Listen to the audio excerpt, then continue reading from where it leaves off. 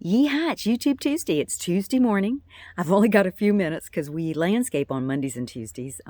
Landscaping something we started as a COVID side hustle last fall, and we've been doing it over a year now, and we actually love it.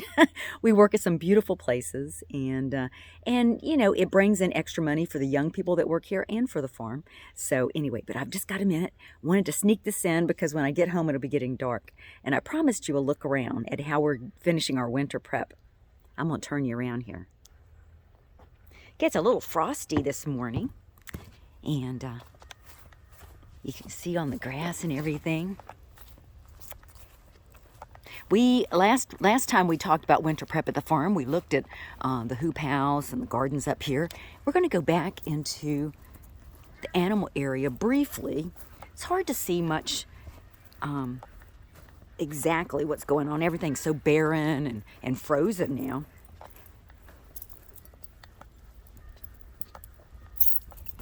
There's the dogs. How you doing, guys? There's Moon stretching. And here's Bear. There's Bear. See, I locked the gate back after we finished chores this morning. Okay, look out. Let me in. Let me in. Here comes Jack.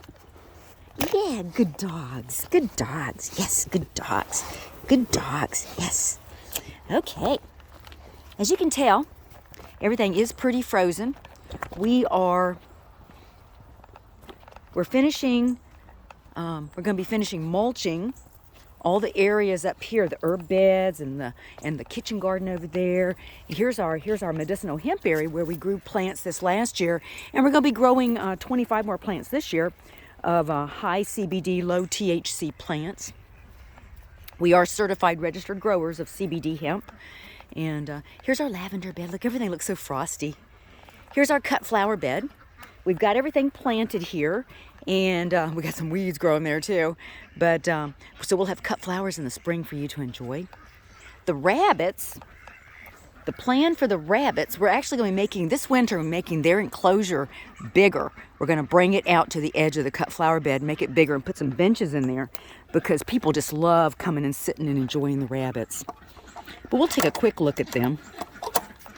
My plan, you know, Virginia is very transitional. Sometimes, you know, November and December can be pretty cold, but usually pretty mild. So we actually are still in the midst of our winter prep back here.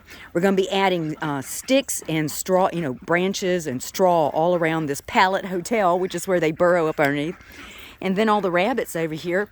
I still need to rake out all the poop, and we're going to be selling bags of poop. Rabbit poop is excellent fertilizer. You can just put it right in the hole when you plant your tomatoes and stuff, and it doesn't burn the way a lot of fertilizers do, like chicken and duck. So anyway, that's our plan. We're going to put branches all around their house there and straw to insulate it before it gets really cold. But they're doing pretty good. They burrow, you know, they know to get under the earth to keep cool, and they know to get under the earth to be warm. Probably have about, at night you come out here and there's a ton more rabbits out. We're actually walking on burrows right now. They really come out a lot at night, and we probably have 50 plus rabbits back here. We've been talking about trying to maybe sell a few as pets, but we want to make sure that they'll transition well. Rabbits seem to be pretty fragile. They don't transition well.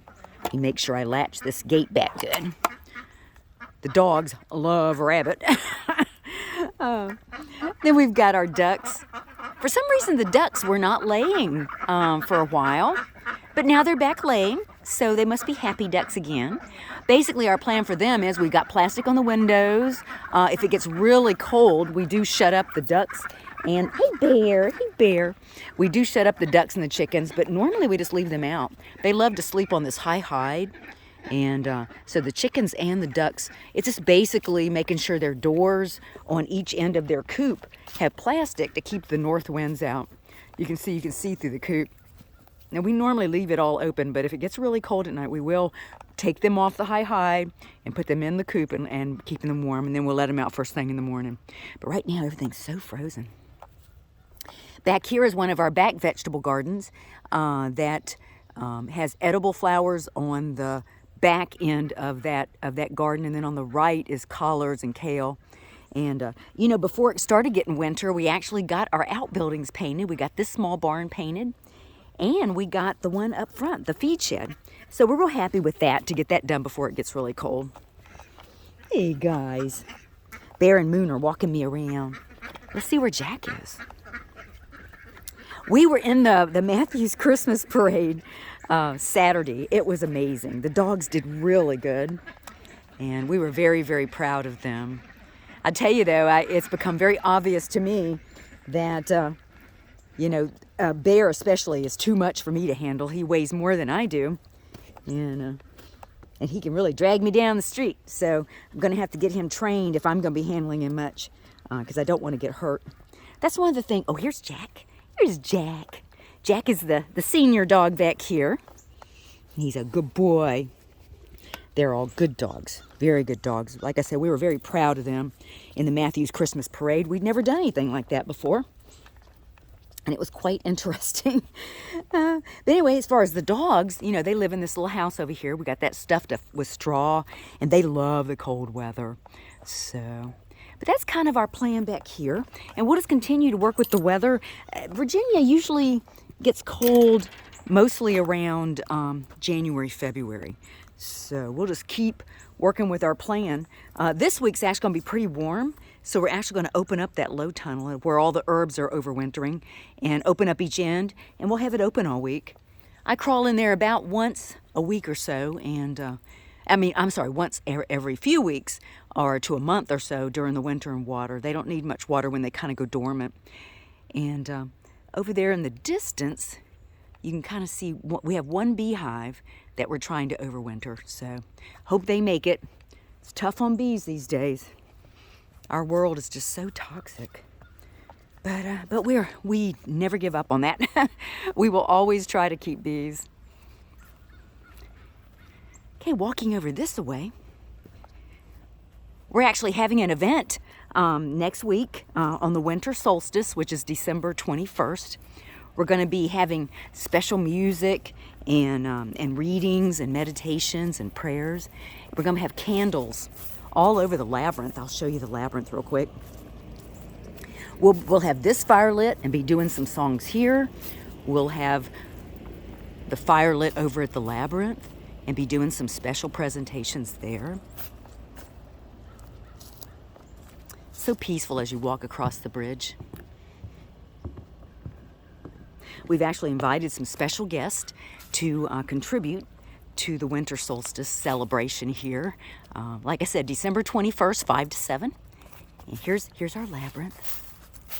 We're going to put luminaries all over the labyrinth, and we're going to have the fire lit over here too. And then we'll be having music, some of the music and ceremony over here, some over at the big fire pit. Just be a time to have some quiet music and meditate and pray and think about the upcoming year. I'm just going to walk across the labyrinth real quick. And here we've got another little fire area. We'll have that lit also. And then people love to come and just look at the peace pole. And this is our woodland peace path.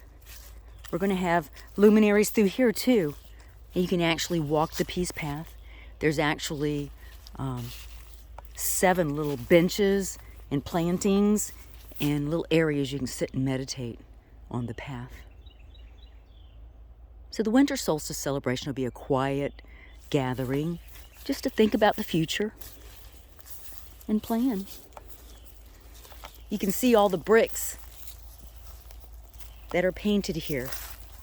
All these are people that have visited the farm, groups that have visited the farm. When groups visit the farm, they get to paint a brick, and then they put their brick out here on the peace path. So the whole path is lined with these beautiful bricks. I love them all. There was one I saw that was especially beautiful. Of course, I can't find it right now, but it was. I should have found that one before because it was quite lovely. But everybody does a great job with these bricks.